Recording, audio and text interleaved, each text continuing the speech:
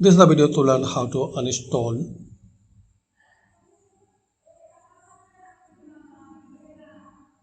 cursor from your laptop. Click on this apps cursor, three dots, and uninstall. If you're not using this cursor, so uninstall it.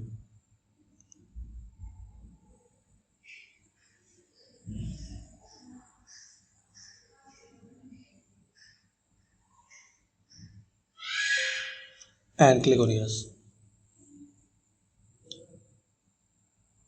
That's it. Thanks for watching. This is the video to learn how to uninstall Node.js from your laptop. Click on settings, apps, installed apps, and in this list search Node.js, this one, three dots, and uninstall. Again uninstall it.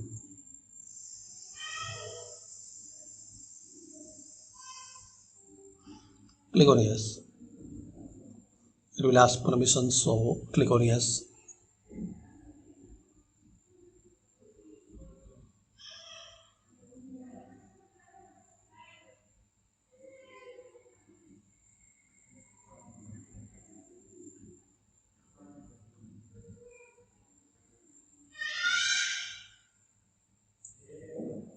That's it. Thanks for watching.